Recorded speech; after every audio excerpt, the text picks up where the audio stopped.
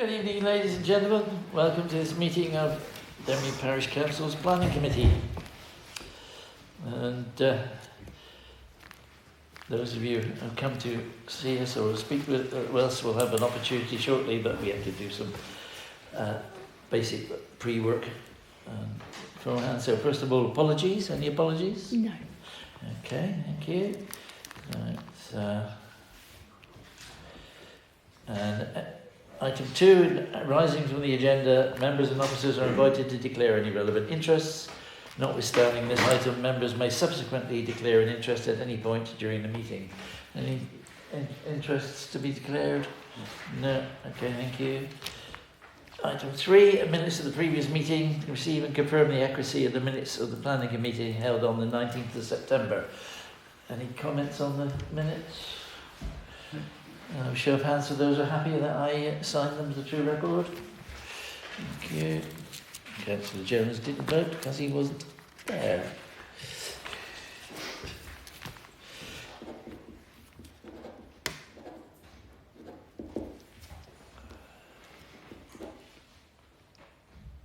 Yeah, it's 11th, isn't it? Yeah. Had the usual brain freak about the date.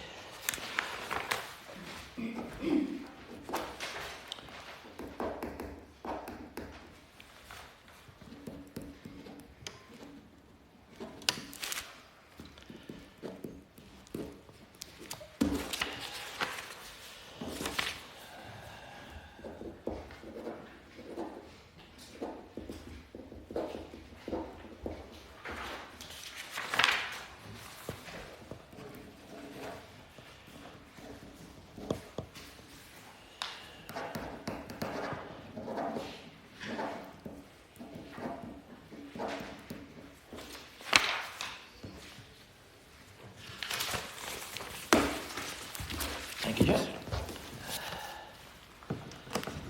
Item 4 is to receive the project report from the committee clerk, which has been previously circulated. Has anybody got any comments on the... Okay, so we thank Joe for the project report. And item number 5 then is the public participation session. The meeting will recess for not more than 15 minutes to allow any members of the public to address the meeting. I'll shortly go through the applications in front of us, followed by the rest of the agenda if required, inviting comments, but there are rules to this session which I'll invite Joe to read to you. The Parish Council, via this committee, comments and makes recommendations on planning applications affecting the parish. Proceedings during the public session, which will only exceed 15 minutes in exceptional circumstances, must remain under the control of the chairman, to whom all questions and comments on applications or other planning matters must be addressed. All comments on planning applications should be made to the head of planning management at Winchester City Council. Thank you very much. Okay.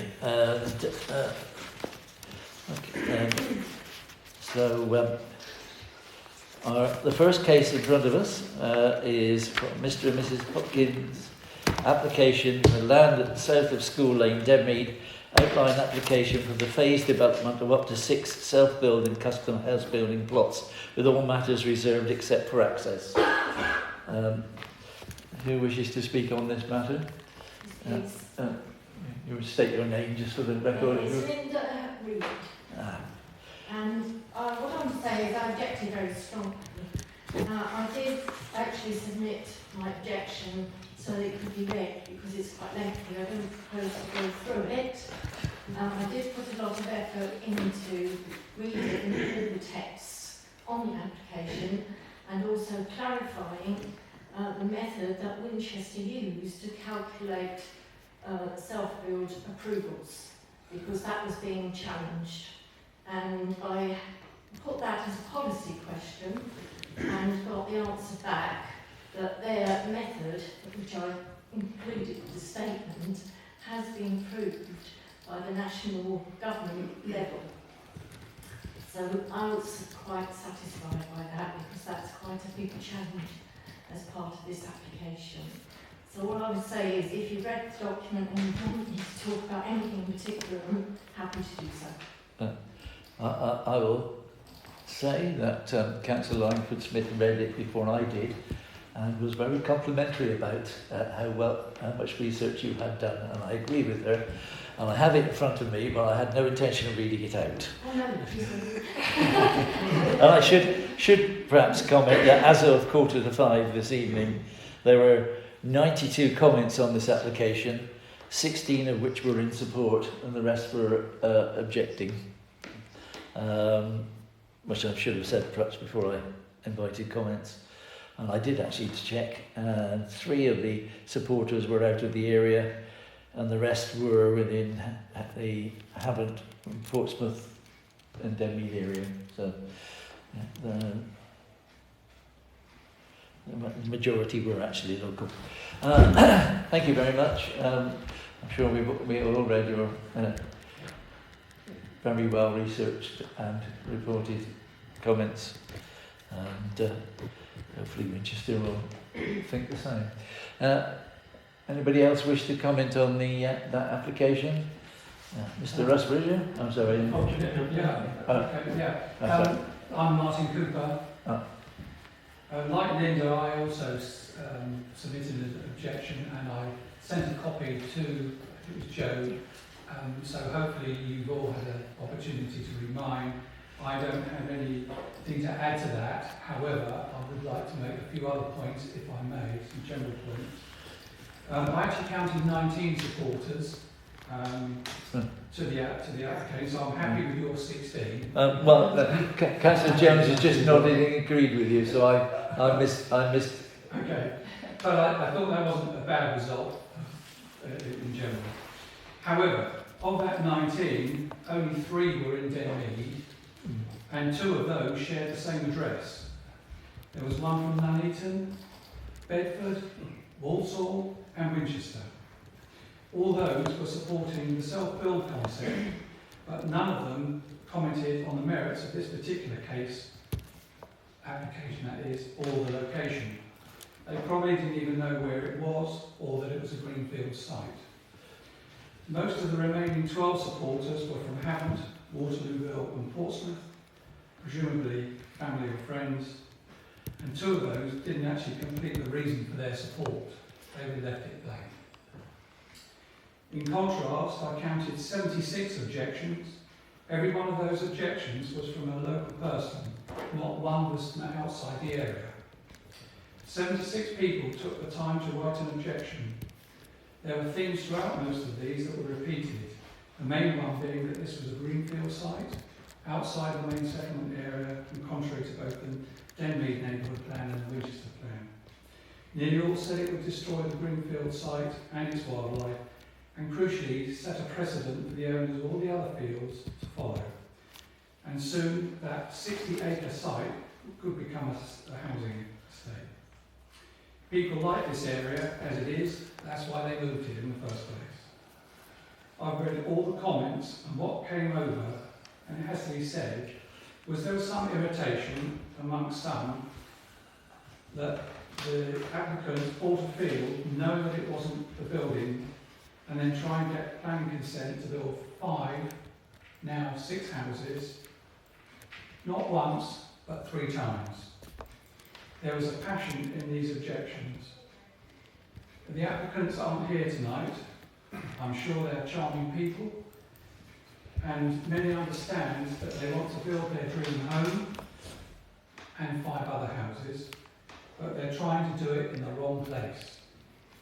With 76 passionate objections from local people and only 2 local supporters, I feel the committee can only reject this application. Finally, what do we have to do to get this through Winchester, get them to refuse it? Because I'm well aware that they do overturn quite a percentage of yours. There's no criticism of the parish council. As a resident, I've been to previous meetings, I understand your heart's in the right place. But we need to get this one across the line. And is there anything we can do to help? Thank you. I think in answer to your question, there's 70 people have attempted to do so, and most of them quoted the reasoning. And thank you, sir. Mr. Rusbridger. Good evening, Chairman.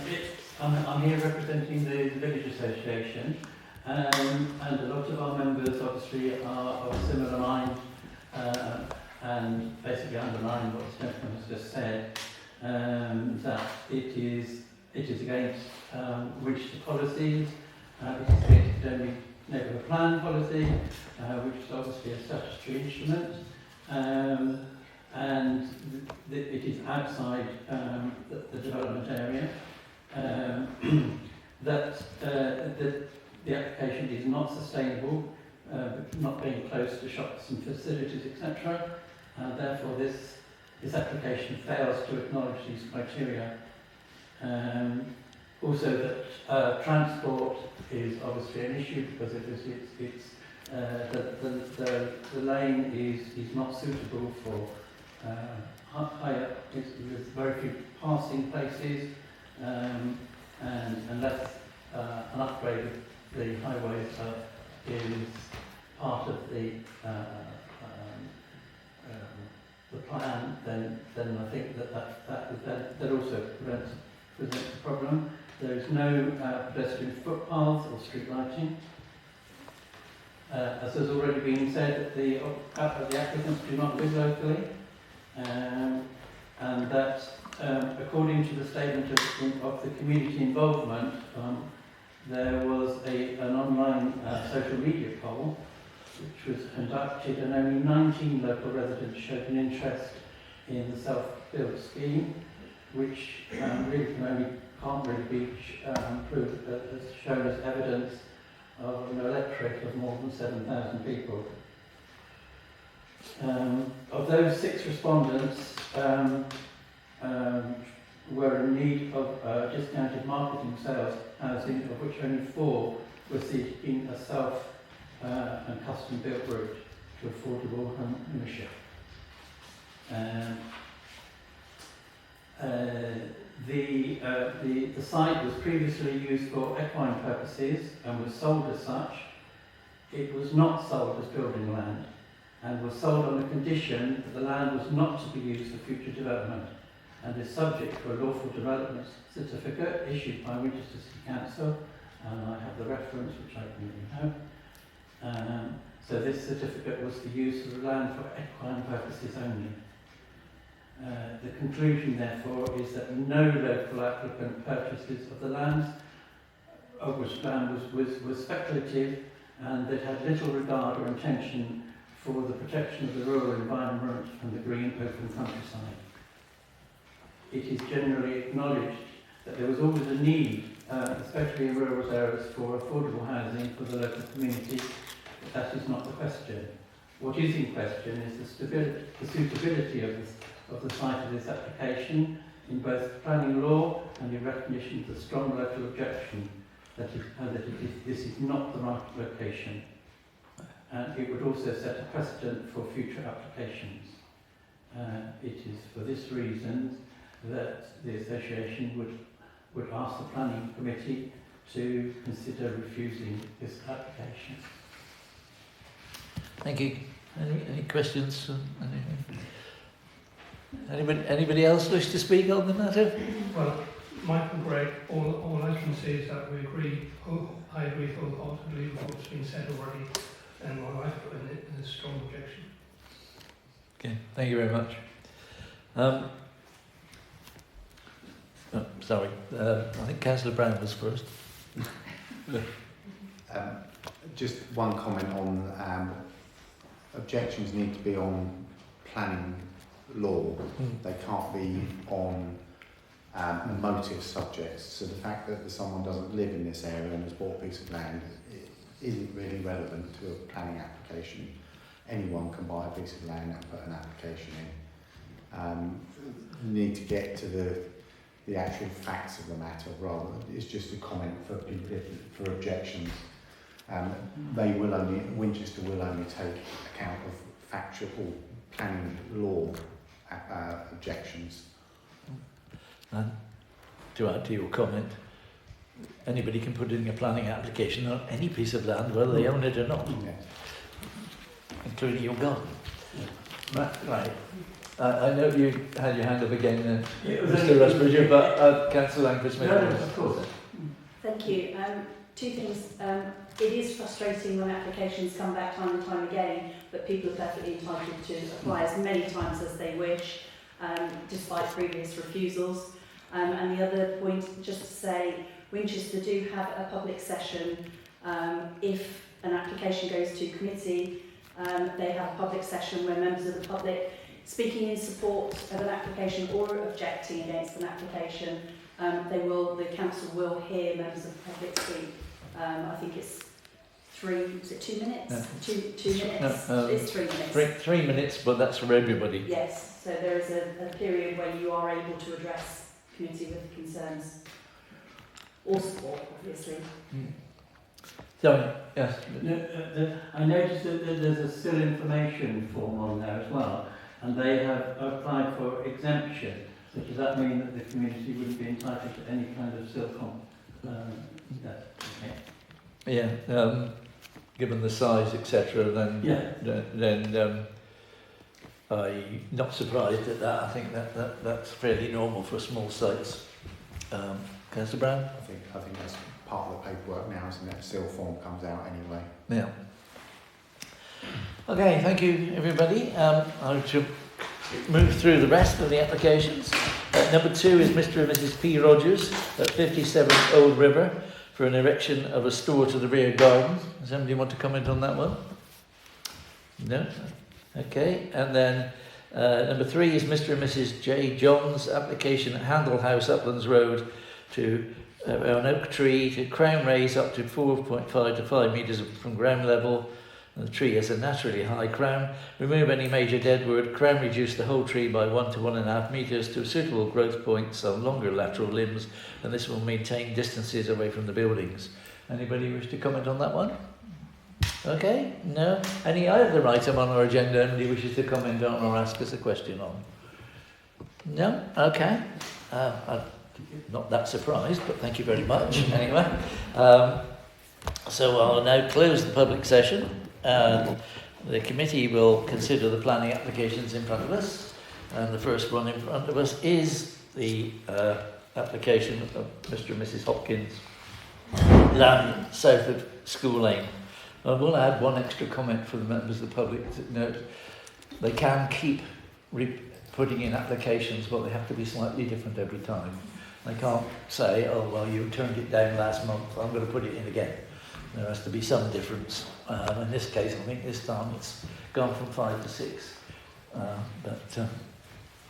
Okay, I think we all know where it is, where the site is. It's on School Lane. You go past the Fox and Hands. You start to descend towards Dirty Lane and Uplands Road Junction, and it's on the left-hand side, partway down, as shown on the plan on the screen. The application is an outline application with just the access details for up to 6 houses in future, which will need to come in as separate planning applications. So this is to establish the principle and to establish the entrance. That's the plan we've been provided with on this occasion.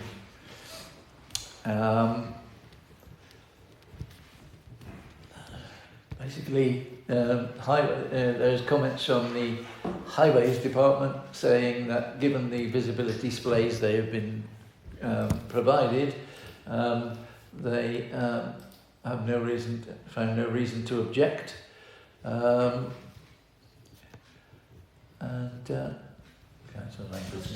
Highway statement for you, Chair. Well, there was one saying they couldn't say anything because they hadn't seen displays, and another one saying they had no problem with the displays they'd seen. I'm not sure which one that is because I can't read it from this. That's the one that says it's unable to provide. Yeah, there was a later one saying, having reviewed the information provided, there's no problem with it. Yeah.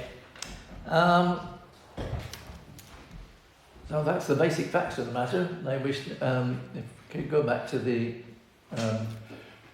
proposed positioning of the up to 6 houses. I'm not quite sure how it's up to 6 on the 6 shown, but the idea here is that most of them will be offered initially to local people, apart from the owners of the land who want their own house up it. And 3 of the 6 will be offered at a reduced price to make them more affordable. That's not the exact term for it in this case, but and that discount will have to carry on in perpetuity. So somebody buys one at 20% off, then they sell on in the future, but still at 20% discount from what the I'm allowed to just... well, not really, unless but I'll if you think I've got something wrong, I'll let you. Well, as I understand it, to be corrected, it's 20% off the plot price. Well, yes, that's all they're offering at the moment. Yeah. I mean, there are houses being built under this scheme in other places where it's 20% off the house. But yes, you're right. But in this case, they're just talking about the plots and offering the plots at 20% off. Quite how that would work once there's a house built on it, which I suppose is your thought on the matter as well, is hard to say. But at the very least, the land should be put on, sold on in the future at a 20% discount in perpetuity. This is one of the government's more recent ideas about trying to increase the number of householders or the number of house owners. That's basically the facts. Yes, Councillor Well, Jones. as you say, really, it sounds very generous, but of course the difference in valuation when it's equity and when it's development is absolutely massive. So, I mean, be honest, they could have given those plots away and still it would be a very profitable development. So 20% discount for actually sound special at all, but I guess it's part of the marketing ploy. Yes, okay. So I think we possibly need to go on now to comments. Councillor Langford-Smith. We have before us an application for 6 dwellings to be accommodated on the site. The previous report said the general character of the area is for large dwellings in generous plots with very loose grain. The indicative layout shows that the proposed layout and density would be more indicative of a development within a settlement boundary rather than a rural development, and this is quite clearly a rural development. It also says the proposals would introduce a suburban form of development in the countryside, which is in an undeveloped location and would cause significant and substantial harm to the character and visual amenity. The proposal is disjointed from the existing settlement, and it's also out of keeping with the existing pattern of development in the area. And therefore it's contrary to policies DM15 and DM16. The proposal would fail to respond positively to the character of the area by way of its siting, layout and the appearance of the built form. In addition to that, Chair, there is a public right-of-way near to it, and whilst some of the impact of that can be mitigated by planting, it could not satisfactorily be mitigated entirely by planting, and therefore would result in a permanent adverse visual impact on the intrinsic value of the countryside, resulting in physical and visual harm to the rural character by introducing incongruous domestic development, contrary to policy DM23. Policy Market Towns and Rural Area 2 only allows for development within the settlement boundaries, and this proposal is quite clearly outside of the settlement boundary.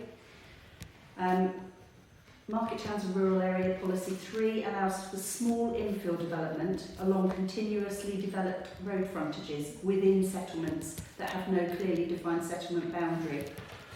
We do have a settlement boundary. We also have a neighbourhood plan. It is considered that self and custom build are not affordable housing as defined within the local plan. And the settlement boundaries were confirmed in 2017 with the adoption of the local plan. And as mentioned previously, we have a neighbourhood plan which specifies our boundary. And the policies restrict development in the countryside to that which has an operational need. No operational need has been identified. And therefore the proposed development does not comply with any of those criteria. The site is greenfield land and should not be prioritised over land within settlement boundaries, as per the neighbourhood plan. And possibly the most important point that I have to make is that we are actively supporting custom builds as a parish council through the development of our neighbourhood plan. And those custom self-builds will be in sustainable locations and will also likely have a local connection test. The neighbourhood plan is currently being revised at the moment, so we don't yet have policies, but it is emerging and therefore is of significant weight. Thank you. Thank you very much. Gentlemen, anything from you? I have some comments as well. You may be surprised to hear. Somewhere in that large amount of documentation I spent 6 hours reading today, that does mention something on the line about the fact that affordable and similar scheme developments should be almost indistinguishable from the housing or the buildings around them. And as we've seen from the layout plan, the 3 plots to the left of the are significantly smaller than the other 3. I feel that is making it fairly obvious which are the discounted plots, which I don't think is correct. And as Councillor, I had also noted that Councillor Langford-Smith has already said that the neighbourhood plan is adding self-build into the next version of the neighbourhood plan. They talk about their consultation with local people. The use of Facebook and a website, and Facebook to publicise the website, is not consulting with local people. And I note a few, or at least of the objections I read said, well, they never consulted me, and I live nearby. So, their statement of community consultation leaves a lot to be desired, or their consultation does. One of the diagrams shows the walking and cycling distance to the bus stops to the centre of the village. Can't find that one. I think it might well be in the planning statement. I'm not sure of that. The walking distance to the nearest bus stop they claim is 15 minutes, which does not actually accord very well with sustainability ideas of the government has put forward, the so-called 15 and 20 minute cities, or 15 and 20 minute developments where facilities should be within 15 or 20 minutes walking distance of development. So that's another one. In their planning statement,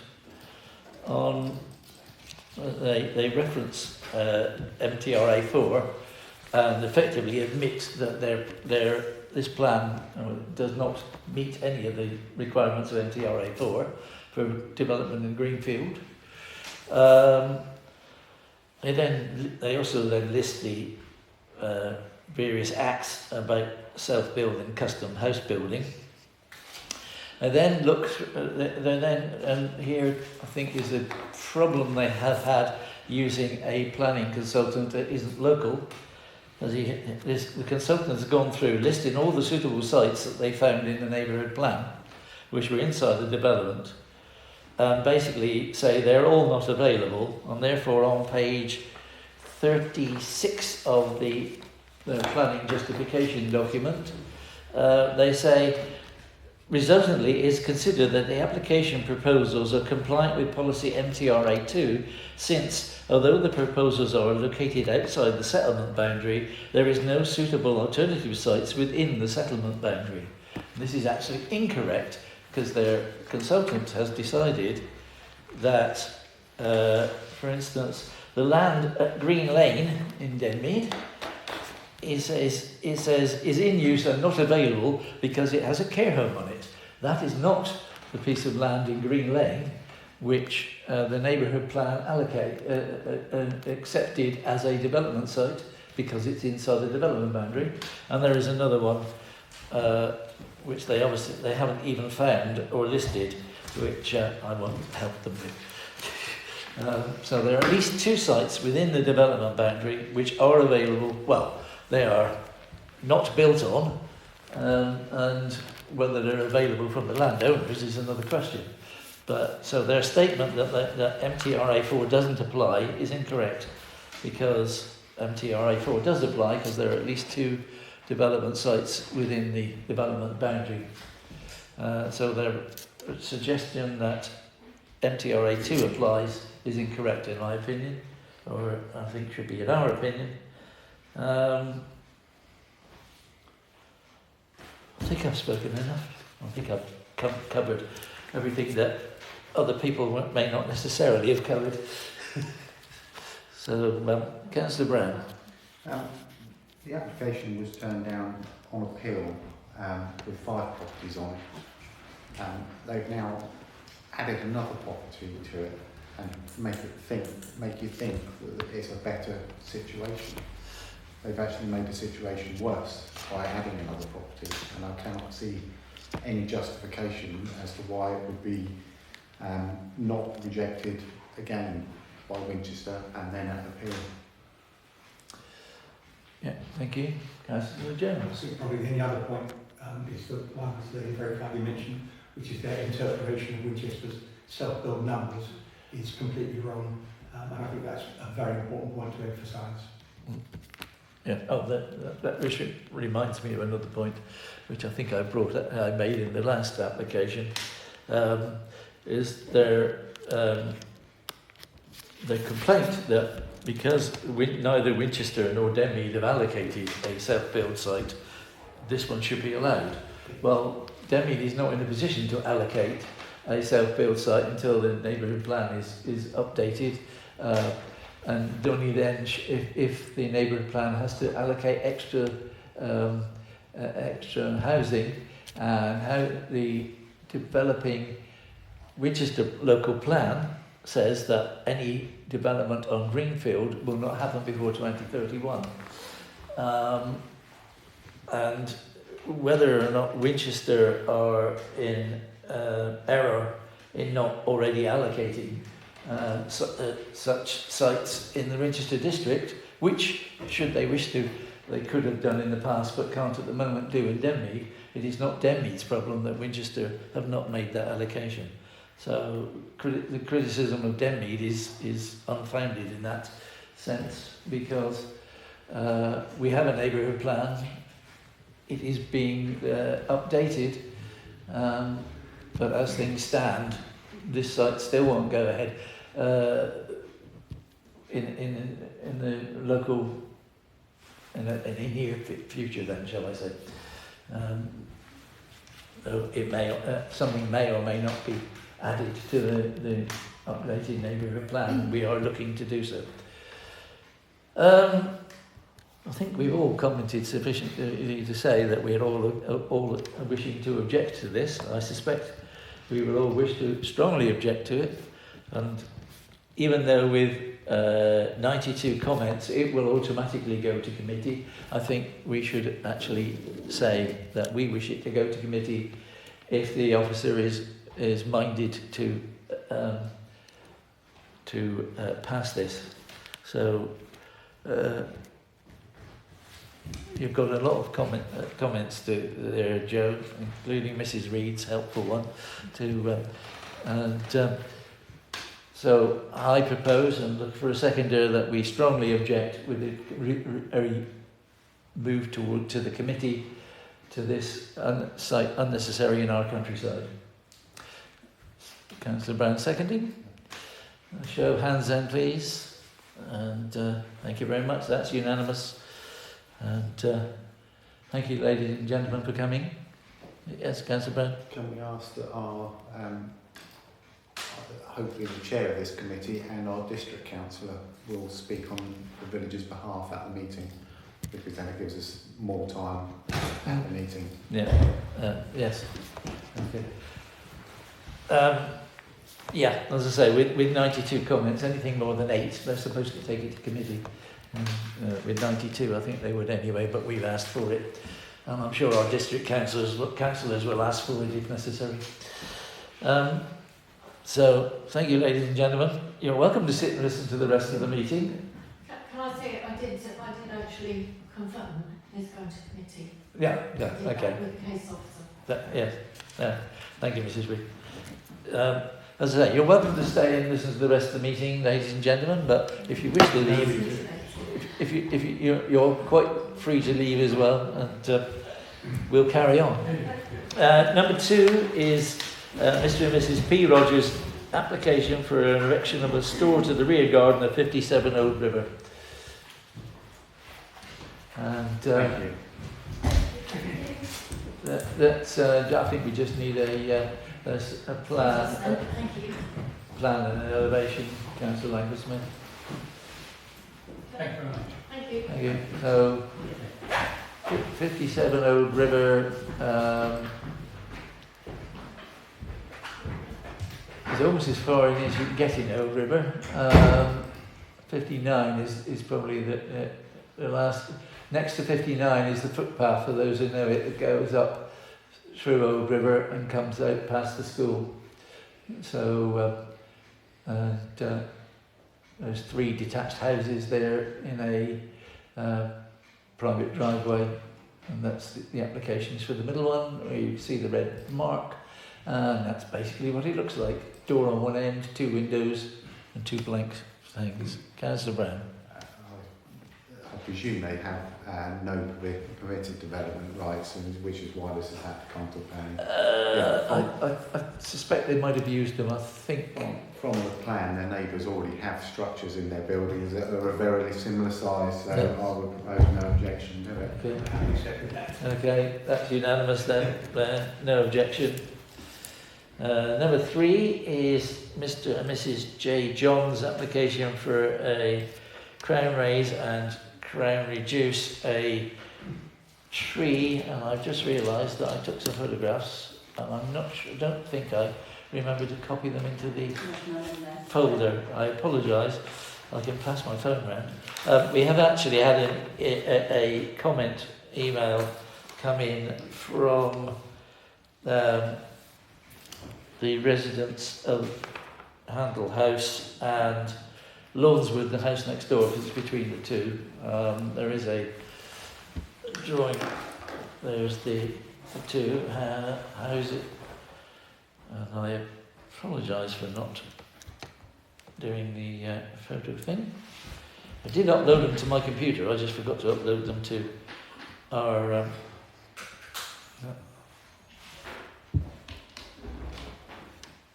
yes, well there's 3 photos there if you want to scroll sideways through and look at the tree. It stands high above the 2 buildings. I know the property. Yeah. So, yeah,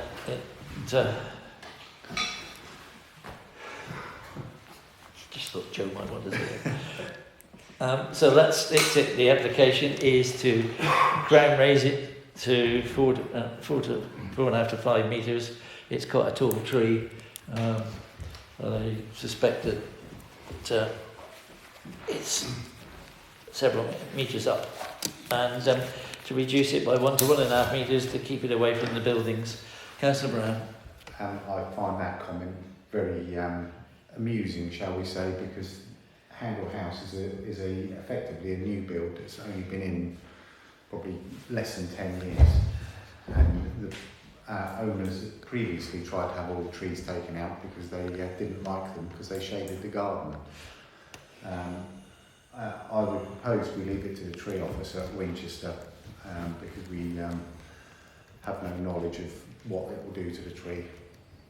We could, if you're reminded to, we could actually comment that we are concerned about the crown lift as to the health of the tree, and so we leave it to the tree officer. We'll make that comment that we are concerned about its health.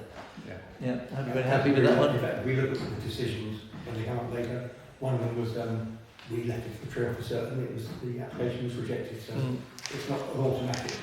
No. No. Okay, that then covers the applications in front of us. So we will move on to item 7, decisions received, and the first one is from some people called Andreoli at the Meadow, whose application was permitted.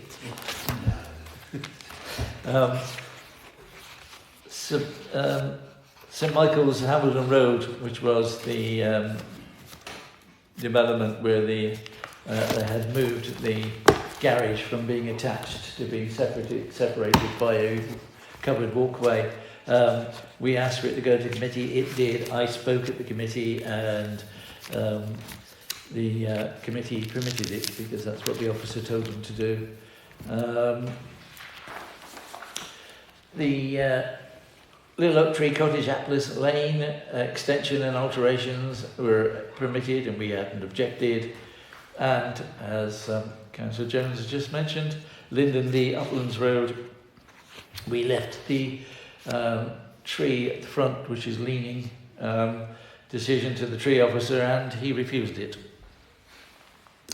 Which, I think, having seen it when I did a different application to Linden Lee, I'm slightly surprised at. So I. But that's why we left it to the tree officer. Okay, new planning applications, have we had any, Jo? No. I don't think we had. Didn't think I'd seen any. So none so far for the next meeting. Building developments in the parish. Item 9. DPC solicitor has advised that in reference to the potential transfer of the A14 mitigation licence at Carpenter's Field and the Northern Public Open Space to the Parish Council as a body, this is not likely to prove detrimental to the Parish Council. However, should the transfer go ahead, the Parish Council will need to name and fund an ecologist who will oversee any development or mitigation. To discuss and determine referral to full council. I've suggested this is referred to full council because it is to do with acquiring land and the problems that may entail if we do so. Councillor Brown? I find it quite hard that basically we're being given a piece of land that is going to have an ongoing cost to us, apart from the normal maintenance. But if we've got to hire in a firm, a specialist firm, to sort this mitigation licence out forever, effectively. Well, the current one, as I recall correctly, runs to 2039. It does, but I can't. Whether that would then be extended, we don't know, and we've got no means of knowing until such time as it happens. But yeah, anybody else, Councillor Amesworth? I'm just very concerned that we would take this on with the responsibility and the potential fines if we get it wrong. We don't have an ecologist, we would have to employ one. I think we refer it to full council, and I would like to recommend from this committee that we don't employ an ecologist and we don't take over the licence. We leave it with Persimmon. Which I think then implies that we don't take over the land. Or Persimmon agree to maintain the cost. I think the benefit of doing that is that every judge and person will say, will realise they have no choice but to pay for the ecologist for the next period, which gives us a wonderful negotiating stance to say, well, if you're prepared to do that rather than to maintain the land, etc., etc., etc., we're happy to take the land on condition that you look after the needs. Yeah. Okay, we've had a proposal that we forward it to full council with the recommendation that we don't take it on. Seconded? unless they're going to support it financially. Well, that's for something that can be discussed at full council. So are we happy then with that? Okay, that's unanimous. Item 10, I've already mentioned. Planning application 23011214 was heard on the 27th of September, and I went. So can we please retrospectively ratify my attendance? Thank you. That's unanimous apart from me, because I didn't vote for myself. And I think there's a couple of times now we've forgotten to put it in beforehand. Now item 11 then is the... Sorry, Councillor Brown, you want to say something? Yeah, well, is that something we can do? That we... Yes, someone okay, knows. yes, It's I already wanted to hear the comments It's already already. Sorry, we are still in the meeting. I was going to leave because you're coming to the conference. Yes, all right. Thanks. Councillor Brown was making a point there. Yeah, sorry. That if we are, as soon as we ask for something to go to committee, which is when we attend, that it's automatically done, then it's an approved duty. And it saves us missing it off. Well, yes, we've just done one, so we can say, we should perhaps remember at that point to say, and this will be an approved duty to wherever it goes. So Joe will make a note of that. And I think it needs to be mentioned every time from insurance purposes. Okay, confidential report to pass. Thank you very much, Councillor Langford Smith. We turn the recording off, Joe.